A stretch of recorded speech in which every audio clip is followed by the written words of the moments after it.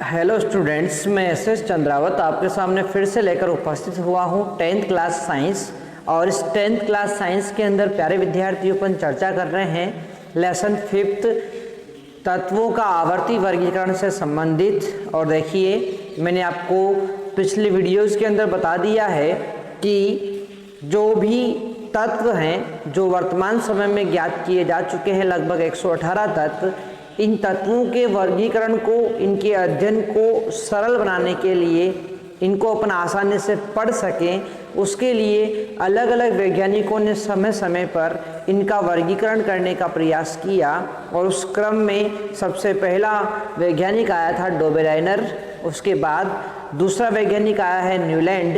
इन दोनों के नियम अपन पढ़ चुके हैं पिछले वीडियो के अंदर।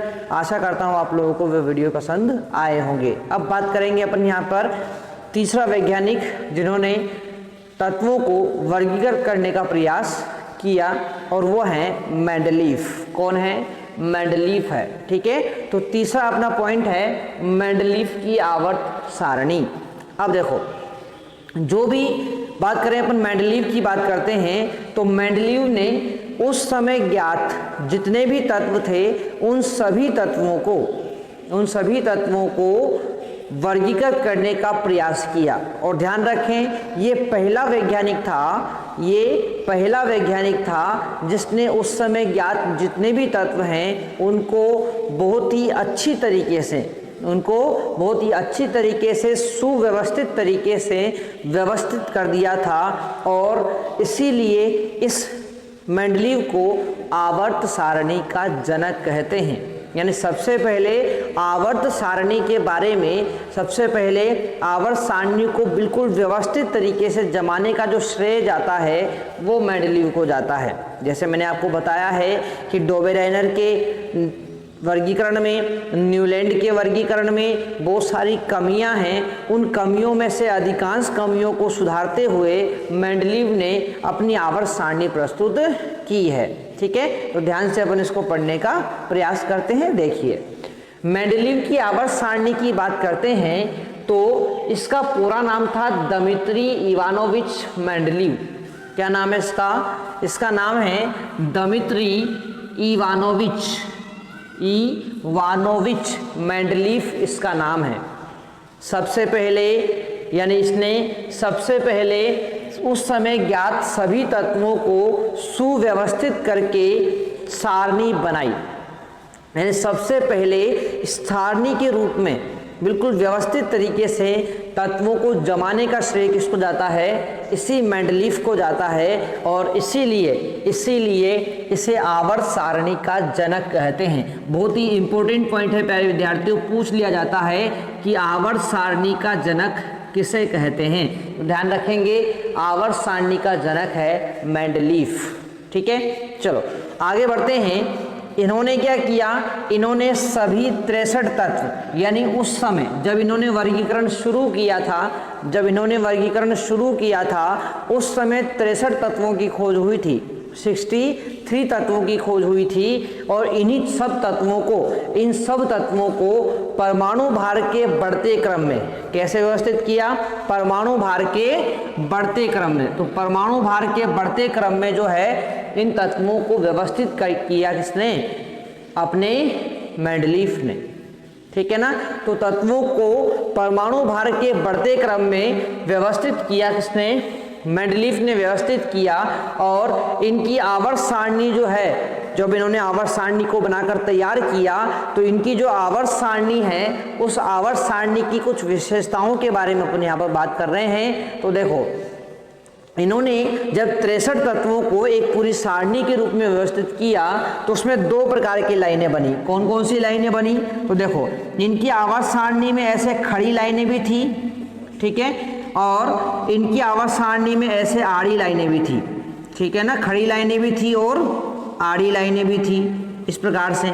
ठीक है ना, अब सुनो, इनकी आवर्त सारणी में जो ये खड़ी लाइनें थी ना, इस प्रकार से, फर्स्ट, सेकंड, है ना, थर्ड, इस प्रकार से ये जो आवर्त सारणी थी, इस आवर्त सारणी के अंदर जो है ना, इस प्रकार से ये जो खड़ी लाइनें थी जिनको अपन फर्स्ट सेकंड थर्ड से अपन यहाँ पर बोल रहे हैं, फोर्थ से बोल रहे हैं, इन खड़ी लाइनों को, इन ऊर्ध्वाधर लाइनों को क्या कहा गया?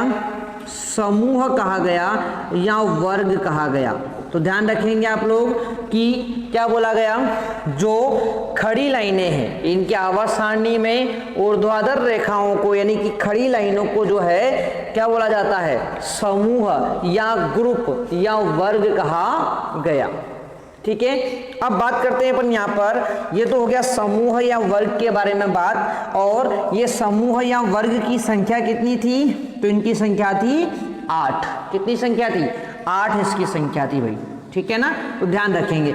खड़ी लाइनें कितनी थी इसकी आवर्त सारणी में? इसकी सारणी के अंदर इन खड़ी लाइनों की संख्या इस प्रकार से 8 थी, जिनको अपन रोमन संख्या में लिखते हैं 1 2 3 4 इस प्रकार से आगे की तरफ। ठीक है, तो ध्यान रहेगा खड़ी लाइनों की संख्या कितनी है इसमें? खड़ी लाइनों की संख्या थी 8, जिनको क्या बोला गया? इनको वर्ग, समूह या ग्रुप कहा गया। कितने हैं? 8 हैं। और बात करते हैं अपन आड़ी लाइनों के बारे में। ये वाली आड़ी लाइनों की बात करते हैं तो इनकी संख्या 1 2 3 इस प्रकार से आगे की तरफ। इनकी संख्या जो थी ना, पहले तो बात करते हैं इनको कहा गया, तो इनको आवर्त कहा गया। क्या कहा गया? आवर्त, या इंग्लिश में बोले तो पीरियड कहा गया। आवर्त या पीरियड इनको कहा गया। और सुनो ध्यान से, इन पीरियड या आवर्त की संख्या कितनी थी? 7 थी। कितनी थी? 7, यानी कि आगे की तरफ कितनी है? लगभग आड़ी लाइनें थी यहाँ पर 7। ठीक है, तो क्या बताया मैंने यहाँ पर कि मेंडलीव की आवर्त सारणी में खड़ी लाइनों की संख्या, ऊर्ध्वाधर रेखाओं की संख्या कितनी है? 8 हैं, जिनको इस प्रकार से रोमन में अपन लिखते हैं। और इनको क्या कहा गया है? समूह या वर्ग कहा गया। बात करते हैं आड़ी लाइनों की। ऐसे 37 पंक्तियां बोलते हैं इनको। आड़ी लाइनों को क्या बोलते हैं? 37 पंक्तियां बोलते हैं। और इन 37 पंक्तियों की संख्या कितनी है? 7 है। ठीक है, तो खड़ी लाइनें 8 और आड़ी लाइनें 7। ठीक है ना, तो ये इसकी विशेषता होती है किसकी? मेंडलीव की आवर्त सारणी की। ठीक है ना, एक बार मैं फिर रिपीट कर रहा हूं। मेंडलीव की आवर्त सारणी की बात करते हैं तो दमित्री इवानोविच मेंडलीव ये पहले वैज्ञानिक थे जिन्होंने उस समय ज्ञात सभी 63 तत्वों को एक सारणी के रूप में व्यवस्थित कर दिया था। और एक सुस्पष्ट सुव्यवस्थित सारणी देने के कारण इनको आवर्त सारणी का जनक कहा जाता है। ठीक है, बात करते हैं तो इन्होंने उस समय ज्ञात जितने भी 63 तत्व थे उनको परमाणु भार के बढ़ते क्रम में व्यवस्थित किया। ठीक है, और जब इन्होंने व्यवस्थित किया तो इनकी सारणी के अंदर खड़ी लाइनें भी बनी और आड़ी लाइनें भी बनी।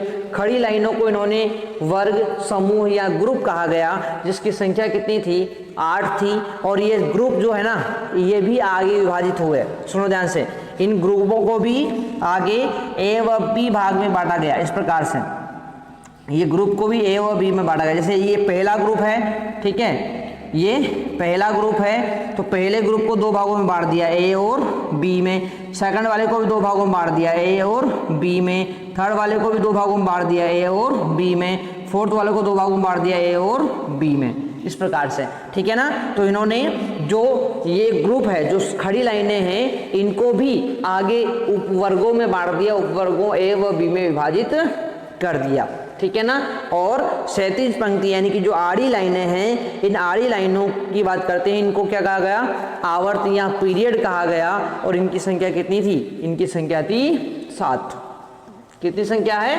7 इनकी संख्या थी।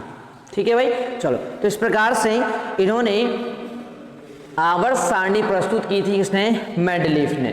ठीक है ना। अब सुनो, जब इन्होंने तत्वों को व्यवस्थित करके सुव्यवस्थित रूप से अपनी आवर्त सारणी प्रस्तुत की, तो उस आवर्त सारणी को प्रस्तुत करने के साथ ही इन्होंने अपना एक नियम भी दिया। क्या नियम दिया? इन्होंने जो नियम दिया उसको मेंडलीव का आवर्त नियम कहते हैं। क्या बोलते हैं? मेंडलीव का आवर्त नियम कहते हैं इसको। ठीक है। अब ये मेंडलीव का आवर्त नियम क्या बोलता है? तो देखो, ये बोलता है कि तत्वों के भौतिक व रासायनिक गुण, तत्वों के भौतिक व रासायनिक गुण उनके परमाणु भारों के आवर्ती फलन होते हैं। ठीक है ना। बहुत ही इंपॉर्टेंट पॉइंट है भाई, पूछा जाता है एग्जाम के अंदर कि मेंडलीव का आवर्त नियम क्या है। तो क्या बोलेंगे, तत्वों के भौतिक व रासायनिक गुणधर्म उनके परमाणु भारों के आवर्ती फलन होते हैं। मतलब क्या हुआ इसका, तो सुनो ध्यान से। इसका मतलब ये होता है कि ये जो तत्व है ना, यदि इनको परमाणु भार के बढ़ते क्रम में व्यवस्थित किया जाए तो निश्चित अंतराल पर इन तत्वों के भौतिक व रासायनिक गुणधर्म समान आ जाते हैं। क्या जाते हैं, समान। कैसे, तो देखो भाई, जैसे मान लेते हैं इस समूह की बात करते हैं अपन, तो ध्यान रखें एक समूह के अंदर, एक वर्ग के अंदर जितने भी तत्व होते हैं ना, सबके गुणधर्म क्या होते हैं, समान होते हैं। अब सुनो भाई, जैसे यहाँ पर कोई तत्व था, यहाँ पर कोई तत्व था और अपन तत्वों को व्यवस्थित करते गए तो एक समय ऐसा आएगा जब तत्व वहाँ से भरते हुए वापस कहाँ आ जाएगा, यहाँ पर आ जाएगा।